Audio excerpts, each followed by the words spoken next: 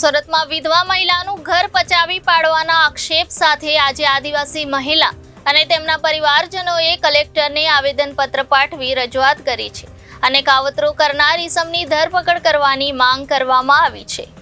સુરત કલેક્ટરને પાઠવેલા આવેદનપત્રમાં જણાવવામાં આવ્યું છે કે સુરતના લાલ દરવાજા વિસ્તારમાં કિલ્લા શેઠની વાડીમાં આદિવાસી મહિલા સવિતાબેન મદનલાલ પટેલ રહે છે।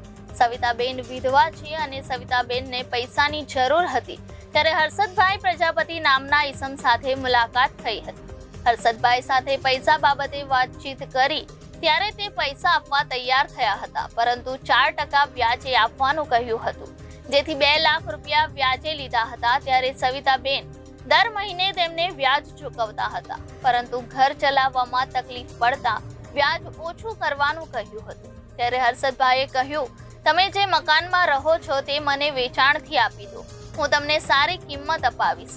ત્યારે સવિતાબેન અને તેમના પરિવારજનોએ મકાન 75 લાખ રૂપિયામાં વેચ્યું હતું। હર્ષદે સવિતાબેનને કહ્યું, હું લોન કરાવી તમને પૈસા આપી દઈશ। હર્ષદે પોતાના મિત્ર રોહિત કુમાર દિનેશભાઈ જેસાનીના નામનો દસ્તાવેજ કરાવી સહી સિક્કા કરાવી લીધા હતા। બાદમાં 14 લાખ રૂપિયા આપી પરત અંગત કામ માટે 12 લાખ રૂપિયા ટ્રાન્સફર કરાવી દીધા હતા। બાદમાં લોનના હપ્તા ન ભરતા બેંક દ્વારા મિલકત સીલ કરવામાં આવી હતી। ત્યારે સવિતાબેન અને તેમના પરિવારજનોને પોતાની સાથે ઠગાઈ હોવાનું માલુમ પડ્યું હતું, જેથી મહિધરપુરા પોલીસ મથકમાં ફરિયાદ કરી હતી, જેથી હર્ષદે પૈસા ચૂકવી આપવા બાંહેધરી આપી હતી, પરંતુ આજ દિન સુધી પૈસા ચૂકવ્યા નથી, જેથી સવિતાબેન અને તેમના પરિવારજનોએ કલેક્ટર સમક્ષ ન્યાયની માંગ કરી છે અને તાત્કાલિક આ મામલે કાર્યવાહી કરવાના આદેશ આપવામાં આવે તેવી માંગ કરી છે। સવિતાબેન મદનભાઈ પટેલ। સવિતાબેન, શું તમારી હારે છેતરપિંડી થઈ? કઈ રીતની બનાવ બન્યો? એ રીતે મારે પહેલાં 1900 ને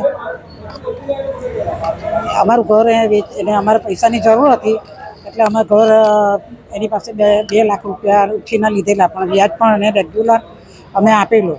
ત્યાર પછી એણે એમ કીધું કે તમારું ઘર વેચવાનું હોય તો હું લેવા તૈયાર છું। તેને 72 લાખની અંદર એણે મંજૂર કર્યું। ત્યાર પછી એણે એના દોસ્તારના નામ પર અમારા ઘરનો દસ્તાવેજ કરીને પછી એણે બેંકમાંથી લોન લઈ લીધી ને અત્યાર સુધીમાં આજની તારીખ સુધીમાં એણે અમને પૈસા ચૂકવ્યા નથી। અમારી પાસે ચીટિંગ કર્યું છે એણે। કોણ વ્યક્તિ છે? હર્ષદભાઈ પ્રકાશભાઈ પ્રજાપતિ। હવે તમારી શું માંગણી છે પરિવારની? હવે એને યોગ્ય સજા થાય એ માંગણી છે, બીજાની સાથે આવું ચીટિંગ નહીં કરે।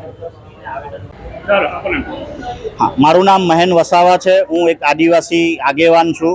આજે અમે સુરત કલેક્ટર શ્રીને આવેદનપત્ર આપવા આવ્યા છે, જેમાં હર્ષદ પ્રજાપતિ નામની વ્યક્તિએ વિધવા મહિલા સવિતાબેન પટેલનું જે ઘર હતું એ ઘરને ચીટિંગ કરી ને પોતાના મિત્ર રોહિતના નામે લઈ અને જે બી લોનના પૈસા આવ્યા તે એ પોતાના એકાઉન્ટમાં લઈ અને 2019થી લઈને અત્યાર સુધીમાં બેંકના પૈસા પણ ભર્યા નથી, જેથી ઘર ઓક્શનમાં બેંકવાળાએ કાઢ્યું હતું, એટલે કે હરાજી કરવા કાઢ્યું હતું, પરંતુ નામદાર હાઈકોર્ટે અમને સ્ટે આપ્યો અને આજે વિધવા મહિલા પોતાના ઘરે રહે છે, પરંતુ આજ દિન સુધી એ બેંકના પૈસા પણ ભર્યા નથી ને હર્ષદ પ્રજાપતિ નામના ફાઇનાન્સર એ અમને મળવા પણ નથી આવતો। તો યોગ્ય કલેક્ટરને અમે આજે એ રજૂઆત કરવા આવ્યા છે કે જે હર્ષદ પ્રજાપતિને યોગ્ય કાર્યવાહી થાય, એટ્રોસિટી એક્ટ મુજબની કાર્યવાહી થાય અને યોગ્ય પગલાં ભરી એ જેલ ભેગો એને કરવામાં આવે।